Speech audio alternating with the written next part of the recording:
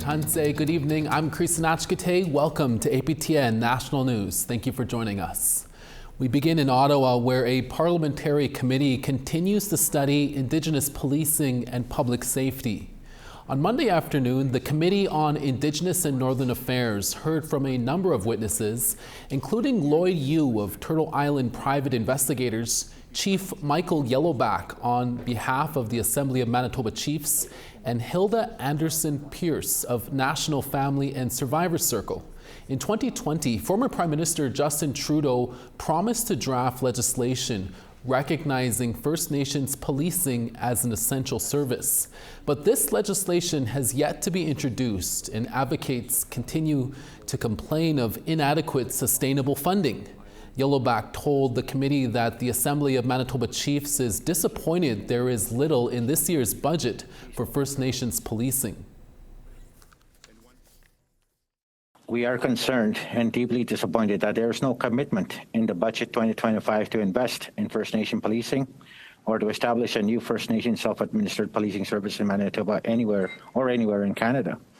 In Manitoba, there are no standards for delivery of policing and public safety services in First Nations. The Liberal government is calling its latest funding announcement a move to strengthen Arctic sovereignty and create economic opportunities in the North. Our APTN reporter Charlotte Mort-Jacobs takes a look at what several pots of money could mean for the Northwest Territories. The Northwest Territories, Yukon and Nunavut are all looking for a piece of the federal budget pie. I'm announcing the $1 billion for a new Arctic infrastructure fund to support major trade and transportation projects that reinforce our sovereignty, enable regional economic development, and better connect Northern and Indigenous communities. Minister of Crown Indigenous Relations and MP for the NWT, Rebecca Alty, is in Yellowknife, revealing more details on parts of the Liberal budget. The $1 million funding is part of the broader Trade Diversification Corridor Fund, aimed to move Canadian products to market and move towards the Liberal government's goal of doubling non-USA exports over the next decade. The funding is for the more major, so whether it's roads, ports, airports, energy, so the big projects. The funding is spread out over 4 years, but there is some opportunity, I would say, on when that money becomes available, and so to be able to accelerate it or to carry it forward. But some Indigenous leaders say they're concerned over the exclusion of the NWT in the major project selection so far. National Chief of the Dene Nation, George McKenzie, issued this press release on November 18th, stating concern over the government's promise that First Nations communities would see substantial economic and social benefit from major projects. Minister Alty said these desired NWT major projects still could benefit from various pots of funding. Tolson, as well as the Mackenzie Valley Highway. Tolson could be considered in the project scope for the Arctic Economic Security Corridor, or it could be considered separate. For the Mackenzie Valley Highway, as it is a highway in just one jurisdiction, it's not the major projects office. What's really needed for Mackenzie Valley Highway is the financing, and so these funds do make that project is eligible for this funding. So the feds will be opening up the selections process for the $1 billion in funding in the coming weeks.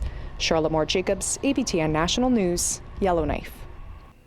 A study out of McGill University in Montreal says that climate change could result in a higher rate of contaminant spread in the high Arctic. Published earlier this month, the study claims that warming temperatures and more precipitation are making it easier for subsurface contaminants to spread from more than 2,500 contaminated sites that include industrial and military sites. Drinking water sources in the far north are closely monitored, but researchers warn that the impact on Arctic wildlife is a concern. With the high cost of living through the Arctic, many communities rely on food gathered from the land and sea, mainly through hunting. Cambridge Bay MLA Fred Peterson says the results of this study are very concerning, especially with the other effects of climate change his community is witnessing on an annual basis. with the warm weather in the fall now, we've had a lot of rain, and then it cooled off quite quickly. So covering the ground where the animals eat from is like a 1-inch sheet of ice right now. So, how are they going to adapt to that, and are they going to be able to feed themselves till they can cross to the mainland themselves over the ice and feed down on the mainland where they do in the wintertime? So, that could affect the number of caribou that can survive that type of thing. It's going to be a lot harder for them to work to be able to eat now. The Yukon's 12th premier was sworn in over the weekend, along with other members of the territorial government's new cabinet. The territory's conservative-leaning party, the Yukon Party, was sworn in by Commissioner Adeline Weber at a ceremony at the Yukon Arts Centre in Whitehorse on Saturday. Premier Curie Dixon is the first premier to be born in the Yukon. His party won 14 of the territory's 21 seats earlier this month. The swearing-in marks the party's return to power after nearly a decade of Liberal rule. The Assembly of First Nations is expressing their concerns about a recent decision made by the province of Alberta. That story after the break. Stay with us.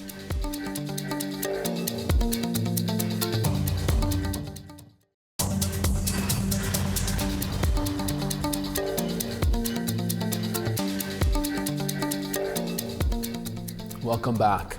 The Assembly of First Nations expressed their concern over Alberta's use of the notwithstanding clause to, quote, limit the rights of Two-Spirit and trans youth within the province.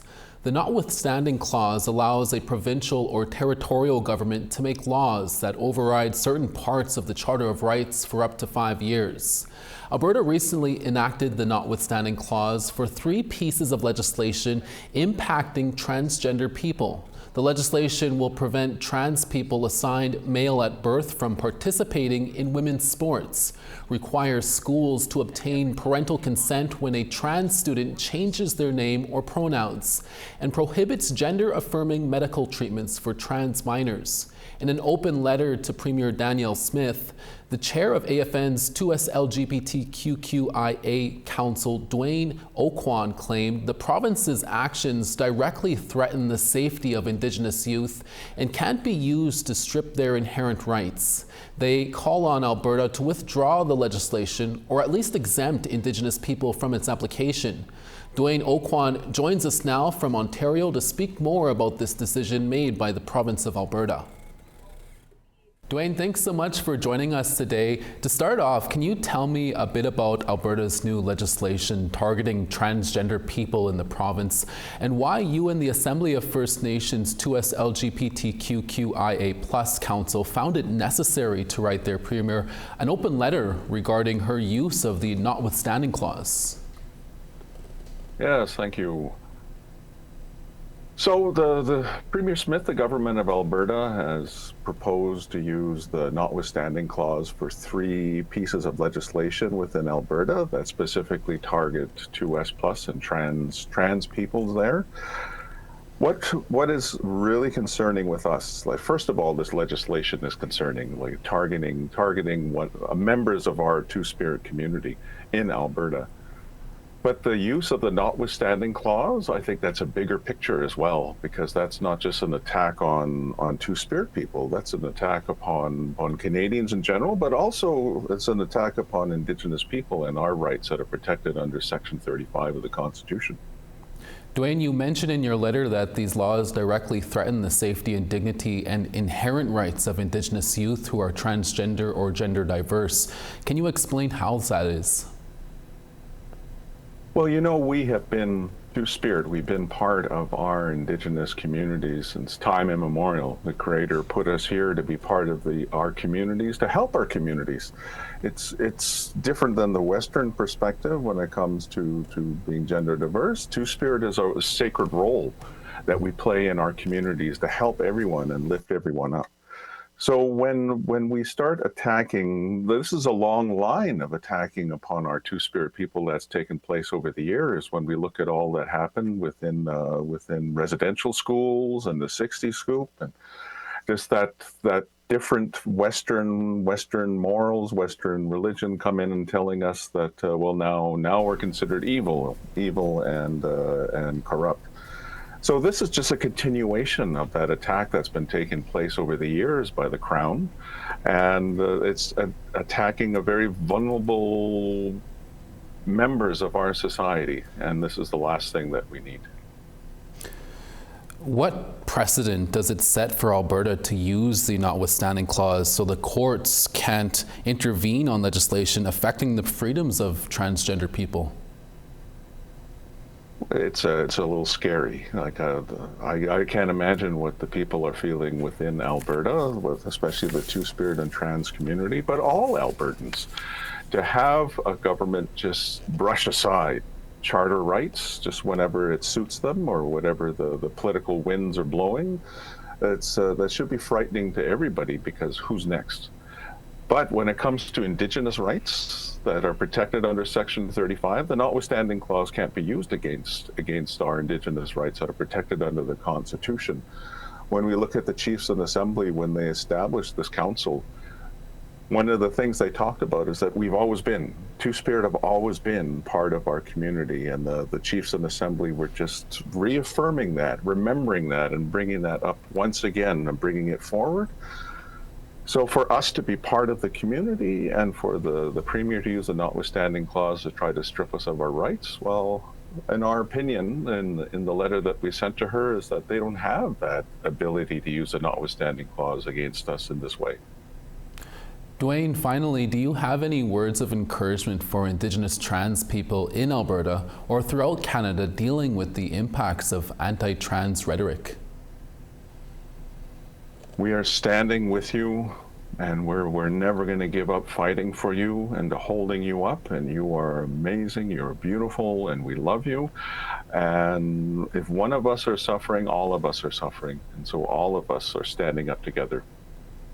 Dwayne, thanks so much for sharing your insight with us. That's Dwayne Oquan, the chair of the Assembly of First Nations 2S LGBTQIA+ Council. Thanks, Dwayne. We now want to hear what you think about the story you just saw. Here's how to continue the conversation with us. Or if you have a story you want to share, send us an email to news@aptn.ca. And to read and watch our stories, go to aptnnews.ca. You can also find us online on your favorite social media sites, including TikTok, YouTube, LinkedIn, and X. Follow APTN News to join the conversation and see our latest stories. One of the largest job fairs in Western Canada is tailored for Indigenous people, and it's happening this Monday and Tuesday at the West Edmonton Mall's Ice Palace. Organized by Tribal Chiefs Employment and Training Services and Indigenous Connect, 88 employers from across Alberta are looking to hire First Nation, Métis, and Inuit people looking for employment. A large crowd of potential employees were also on hand looking at the various employment opportunities. A traditional ceremony that included a grand entry and round dance started the event off in a good way. So a job seeker and a potential employer, they will meet, they will discuss certain things like any opportunities that they have, and the job seeker will bring his resume, and it'll be on the spot job interview and potential hiring right here today and tomorrow. We're always looking for people. There's a high turnaround. It's hard work working in the elements. You know, you're up at 4:30 in the morning. You don't get home till 8, 9 o'clock at night. It's for the most part 10 and 5 schedule, so they're away from their families quite a bit. But that's what, you know, that's in the end, it's all about, you know, providing for your family, and the money is good. Coming up after the break, we'll tell you about 2 stories in Toronto and Vancouver. We'll be right back.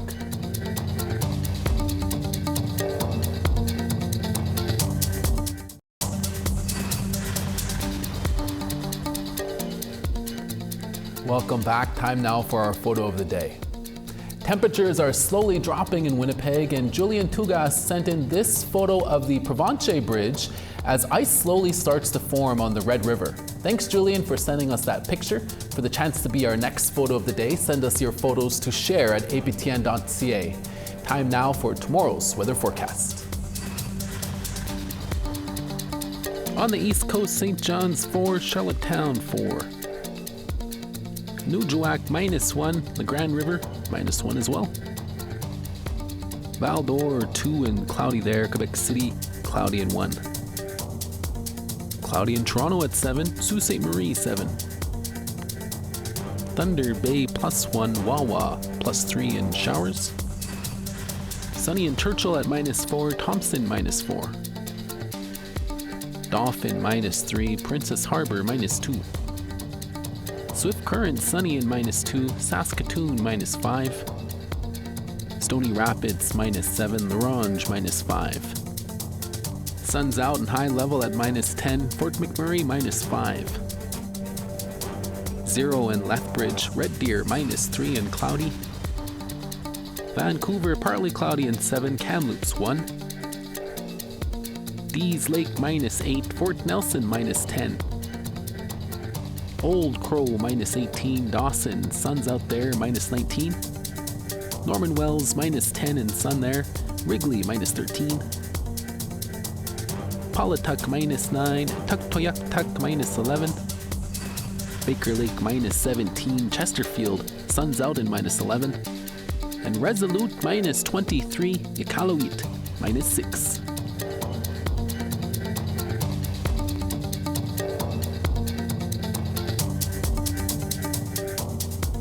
A museum in Toronto has reopened its doors after undergoing 16 months of renovations. It's a fresh new look that offers space to house Indigenous ceramic artworks. Here's APTN's Annette Francis with that story.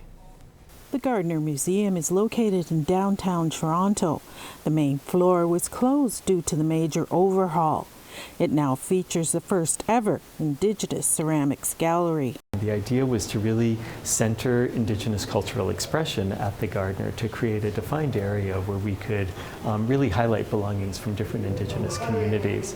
We partnered with 2 communities in particular, both Six Nations of the Grand River and a number of nations in Manitoulin Island. The museum first opened its door 40 years ago.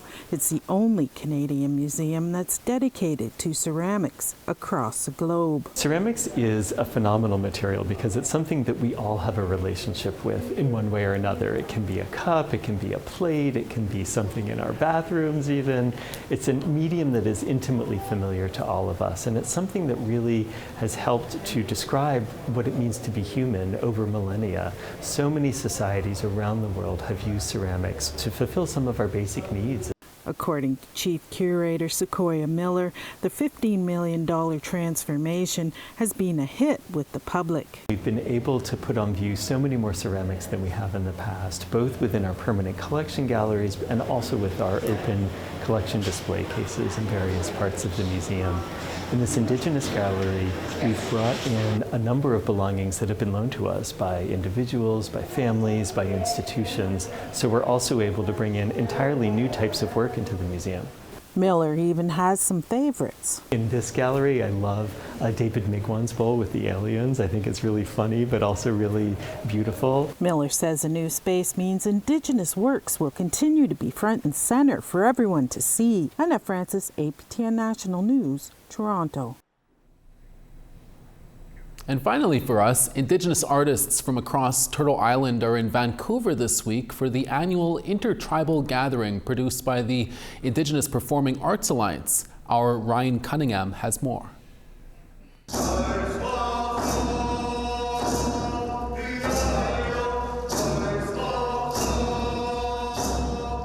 The Indigenous Performing Arts Alliance, or IPA, has been advocating for Indigenous performing artists for over 2 decades.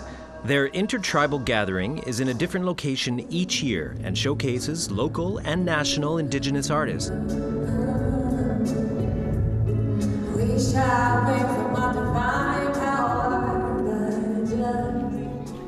And this year it's in Vancouver. Cynthia Licker-Sage is the executive director of IPA. The one thing about the Intertribal Gathering, again being 20 years since manifestation, it's been really, you can see the growth, especially with Indigenous culture too. So it's been really phenomenal and really excited to be in this wonderful venue tonight.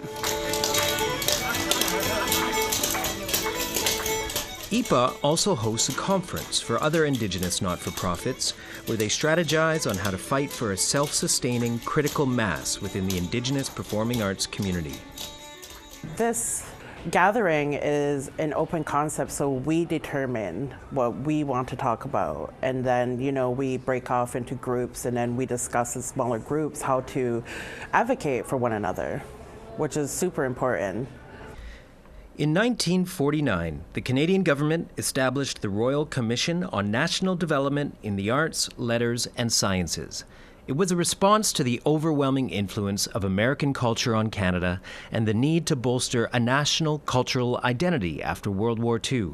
It is known as the Massey Report, and it concluded that the government should play a role in developing art, culture, and universities in Canada.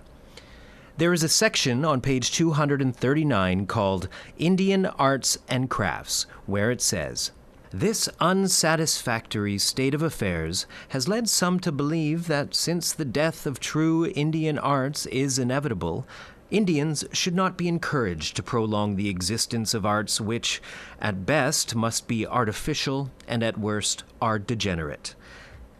The impact of the white man, with his more advanced civilization and his infinitely superior techniques, resulted in the gradual destruction of the Indian way of life. The Indian arts thus survive only as ghosts or shadows of a dead society. They can never, it is said, regain real form or substance. Indians with creative talent should therefore develop it as other Canadians do, and should receive every encouragement for this purpose. But Indian art, as such, cannot be revived." Thanks to IPA and other arts service organizations, we now have a voice at the federal and provincial levels fighting for Indigenous artists. And this year, they awarded the inaugural Membership Recognition Award to honor the career of musician Sandy Schofield. Well, I'm going to my grave. I come from a family of musicians for generations upon generations. And so this is what I've inherited. So I'm going to the other side doing this. So it's just my journey. So I suppose it was unexpected, and I'm very happy. I'm happy to be honored and acknowledged, for my life's work, right? Because I certainly have devoted my life to learning my craft. After 20 years, the Indigenous Performing Arts Alliance continues to support Indigenous artists at all stages of their career. This is Ryan Cunningham with APTN National News, Vancouver. Thank you, Ryan. And that's your evening newscast for this Monday. Our daytime newscast is back again tomorrow at 12 p.m. Central Standard Time. Please join us then. From all of us at APTN National News, hi miigwech masicho kwana. Thank you for watching. We'll see you again next day.